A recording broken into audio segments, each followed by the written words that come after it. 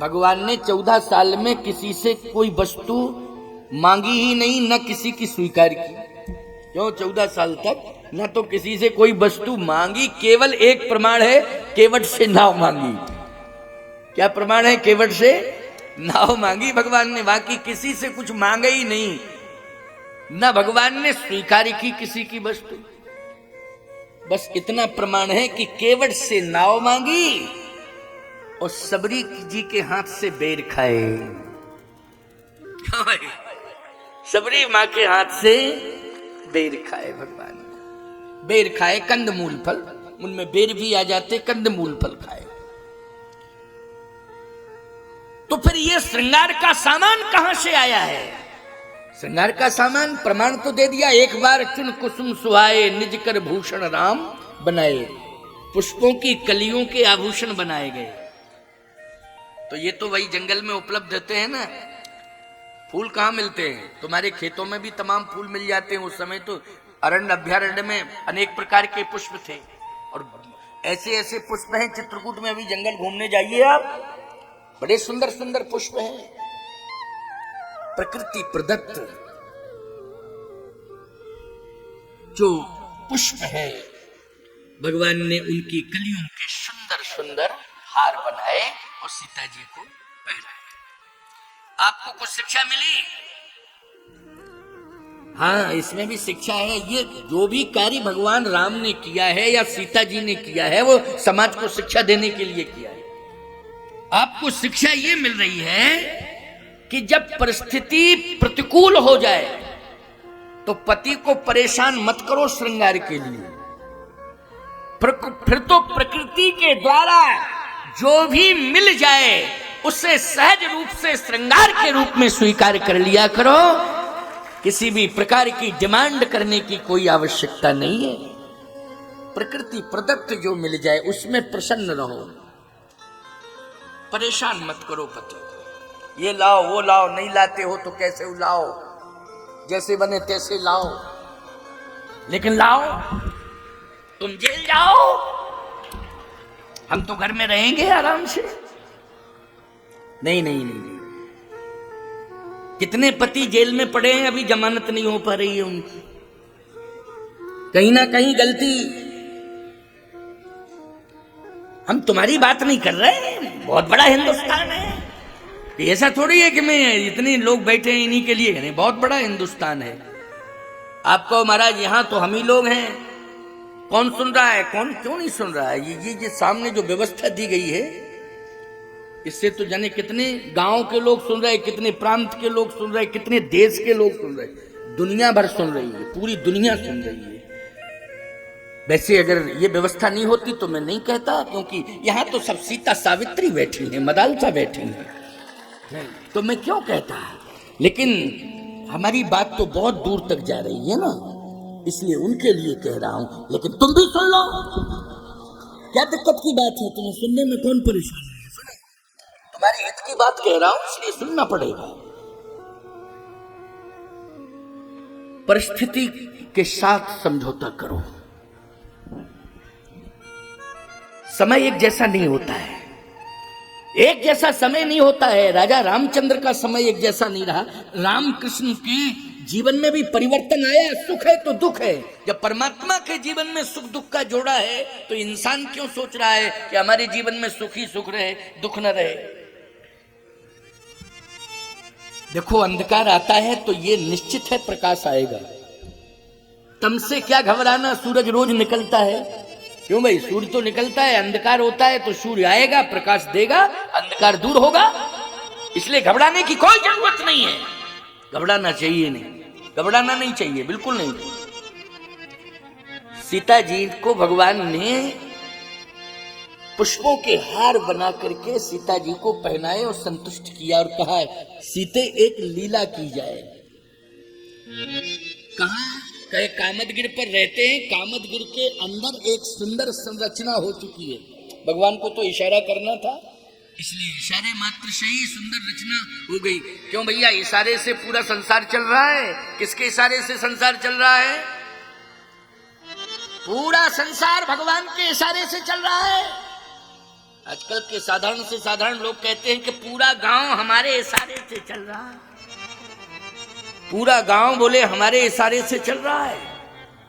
बहुत से लोग कहते हैं, सुनना भाषा सुनते ही हो खैर तुम लोग, और बहुत से लोग तो ये कहते हैं कि पूरा जिला हमारे हाथ में है। गांव की तो बात छोड़ो, पूरा जिला मेरे हाथ में है। और बहुत से लोग तो ऐसे जो कहते हैं, अरे हट तू जिले की बात, पूरा प्रदेश मेरे हाथ में, पूरा प्रदेश मेरे हाथ में। बहुत से लोग ऐसे भी जो कहते पूरा देश मेरे हाथ में। लेकिन भ्रम है ये, टोटल भ्रम है, ये अहंकार है। तुम कहते हो गांव, क्षेत्र, जिला, प्रदेश, देश हमारे हाथ में, तुम्हारा हाथ ही तुम्हारे हाथ में नहीं है। अभिमान क्यों कर रहे हो? व्यर्थ में अभिमान कर रहे हो। तुम्हारा हाथ ही तुम्हारे हाथ में नहीं है। ये अहंकार है, व्यर्थ का अहंकार। छोड़ो इस अहंकार। हाँ, देश की बात छोड़ो, पूरी दुनिया तुम्हारे हाथ में होगी अगर तुम अपना हाथ रघुनाथ के हाथ में पकड़ा दो। सारी दुनिया तुम्हारे हाथ में। इसलिए समर्पित हो जाओ, बस अहंकार को दूर कर दो, छोड़ो ये अहंकार। भगवान राम ने कहा, सीते मिथिला की मिथिलानियां होती तो तुम्हारा श्रृंगार करती, लेकिन वो मिथिलानियां तो अयोध्या में रह गई, क्योंकि दासी दास दिए बहु तेरे। महाराज जनक ने बहुत सी दासियां भेजी थी ना, मिथिला से भेजी थी, तो वो दासियां सेवा करती थी, लेकिन वो दासियां तो अयोध्या में रह गई। आपको अयोध्या में रह गई प्रमाण? अरे दासी दास बुलाए बहोरी, पुरोहित सब बोले कर जोरी, सबकी शान सवार गुसाई, करो जनक जननी की नहीं। तो प्रमाण मिला कि नहीं मिला? क्यों भाई? भगवान ने अयोध्या में जितनी नारियां थी उनको दासी के रूप में स्वीकार नहीं किया, उनका सम्मान किया है भगवान ने। लेकिन मिथिला से जो आई थी, महाराज जनक ने भेजी कि ये दासियां हैं, उन्हीं के लिए लिखा है दासी दास दिए बहु तेरे। दासी दास, इसलिए दासी दास बुलाए बहोरी, और गुरु ही सौंप बोले कर जोरी, सबकी शान समार गुसाई, करो जनक जननी की नाई। तो यहाँ तो दासियां हैं नहीं, लेकिन किशोरी जी ने कहा नहीं नहीं, मुझे क्या आवश्यकता, कहे मुझे तो लीला करनी है। लीला, रास लीला, इसको क्या कहते हैं? रास लीला। जैसे भगवान ने रास लीला की है चित्रकूट में। कौन सी लीला की है? रास लीला चित्रकूट में की है। और पंचवटी नासिक में भगवान ने एक लीला और की है। वो कौन सी लीला? बोले अग्नि लीला। अग्नि लीला, हाँ। सुनो प्रिया व्रत रुचिर सुशीला, ओ मैं कछु करव ललित नर लीला, तुम पावक मह करहु निवासा, ओ जब लग करो निसाचर नासा, प्रभु पद धरहि अनल समानी, जब ही राम सब कहा बखानी। क्यों भैया, ये भी लीला है कि नहीं? रास लीला हुई है पद्म पुराण के अनुसार कामदगिरि चित्रकूट में। और पंचवटी नासिक में कौन सी लीला हुई है? तुम पावक मंग करो निवासा, अग्नि में प्रवेश करो, यहाँ निवास करो अग्नि में। तो बोलो भैया अग्नि लीला हुई कि नहीं? ये कौन सी लीला है? अग्नि लीला। श्री किशोरी जी ने भगवान की प्रत्येक लीला को स्वीकार किया है। जब पुष्प के सुंदर सुंदर गजरे बनाए, हार बनाए, उनको भी पहना, और उस लीला में सहयोगी सहभागी बनी। लेकिन क्या बतावें आपको, महाराज की तैयारी चल रही थी, इतने में ये इंद्र का पुत्र जयंत आया और उसने चोंच मार दी। आप कहो इंद्र का पुत्र है, चोंच कहां से आ गई? अरे चोंच कहां से आई? कौआ बन गया वो, कौआ बन गया वो। चोंच नहीं थी, लेकिन जब कौआ बना तो चोंच आ गई उसके। सुरपति सुतधर वायस वेसा, सठ चाहत रघुपति बल देखा। सुरपति सुत धरवाय सुवेसा, उस सच चाहत रघुपति बल देखा। सीता चरण चोच हत भागा,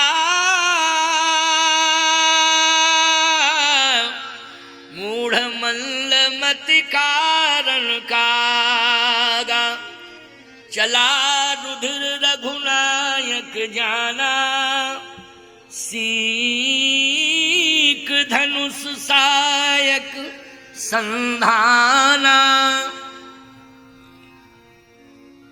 इंद्रपुत्र जयंत ये कौआ बन गया और इसने उसी समय चोंच मार दी। चरण सीता चरण। वैसे तो वाल्मीकि रामायण में लिखा है कि हृदय स्थल पर प्रहार किया है इसने, लेकिन गोस्वामी तुलसीदास जी महाराज का ये ग्रंथ मर्यादित है, इसलिए कह रहा हूं भैया ये ग्रंथ ऐसा, यद्यपि वाल्मीकि तुलसी भय वाल्मीकि रामायण का ही रामचरितमानस है। आपको जब वाल्मीकि रामायण के द्वारा ही रामचरितमानस की रचना हुई तो फिर अंतर कैसे आ गया? देखो एक बात आपको बता दें, यंत्र दो हैं, व्यक्ति एक है। जैसे एक व्यक्ति का एक्सरे से फोटो खींचो तो फोटो अलग प्रकार का होगा, और कैमरे से खींचो तो अलग प्रकार का होगा। व्यक्ति तो एक ही है। अच्छा एक बात बताओ, एक्सरे से फोटो खींचा गया तो हड्डी पसली सब दिखाई देंगी कि नहीं देंगी? वो तो देती ही है। और यदि कैमरे से खींचा गया होगा तो एक हड्डी दिखाई नहीं देगी? देगी हड्डी? न हड्डी न पसली न रक्त न मांस, कुछ नहीं दिखाई देगा। एकदम फर्स्ट क्लास सुंदर। बोलो भाई फोटो सुंदर आएगी नहीं कैमरे से? तो याद रखना वाल्मीकि रामायण जो है वो एक्सरे का फोटो है और रामचरितमानस कैमरे का फोटो है। बात एक ही है, अंतर कुछ नहीं है। क्यों भाई? गोस्वामी तुलसीदास जी महाराज ने सुंदर सुंदर मर्यादा के वस्त्र आवरण से आच्छादित किया है।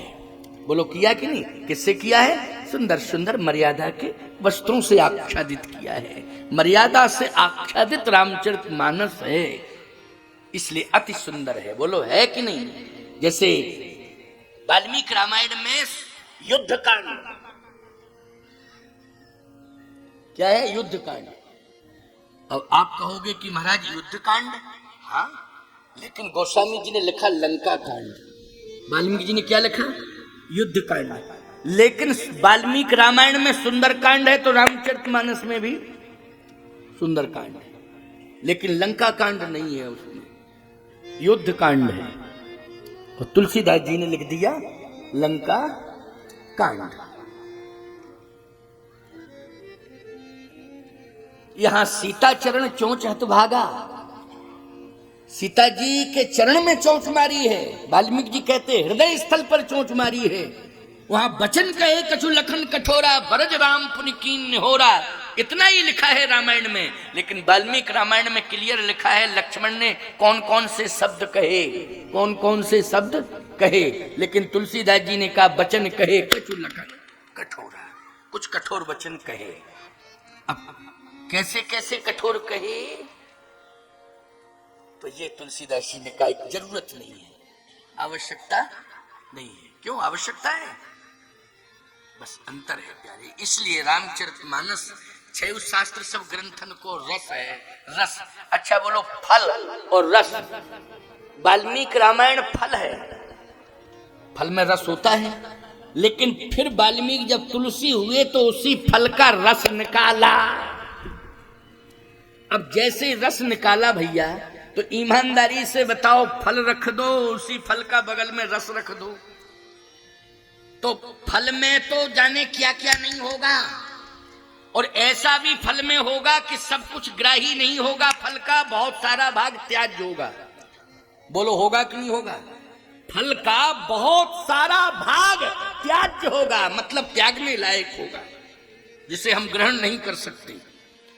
लेकिन उसी फल का अगर रस निकाल दिया जाए तो त्याज्य कुछ भी नहीं है, त्यागने लायक कुछ नहीं, गट गट पी जाओ। देखने की भी जरूरत नहीं है, सोचने की भी जरूरत, आराम से पी जाओ, है ना। तो ये वाल्मीकि रामायण का रस है, रामचरितमानस क्या है? वाल्मीकि रामायण का रस है। और फिर संतों ने कहा केवल वाल्मीकि ही रामायण का रस नहीं है, 6 शास्त्र सब ग्रंथन को रस, सभी का रस है। नाना पुराण निगमागम संबतम, सबका रस है। इसलिए ये रामचरितमानस मर्यादा से आच्छादित है, मर्यादा कूट कूट करके भरी पड़ी है। और आज मर्यादा की ही जरूरत है। बोलो है जरूरत की नहीं? बहुत आवश्यकता है। और सनातन धर्म, सभी धर्मों में सनातन धर्म में सर्वोपरि है मर्यादा। बोलो भाई है कि नहीं? सनातन धर्म में शर्त है कि मर्यादा सबसे पहले होनी चाहिए। मर्यादा नहीं है तो सनातन से अलग कर दिया जाएगा। अन्य धर्मों में कोई आवश्यक नहीं मर्यादा। और देखो आप, हम क्या कहने से कोई फायदा नहीं है, कहने लग जाऊं तो फिर कहोगे महाराज का मूड खराब हो गया आज, क्यों मूड खराब करूं? लेकिन नहीं भैया, बहुत से लोग कहते हैं महाराज एक बात बताएं, फलाने पंथ के महात्मा, फलाने धर्म के महात्मा कुछ पहनते नहीं हैं, आप लोग तो पहनते हो। हमने कहा कपड़े फेंकते हैं? फिर बताओ, कोई ऐसी बात नहीं है, ऐसी कोई बात नहीं है, ये कोई बड़ी बात है? क्यों भाई?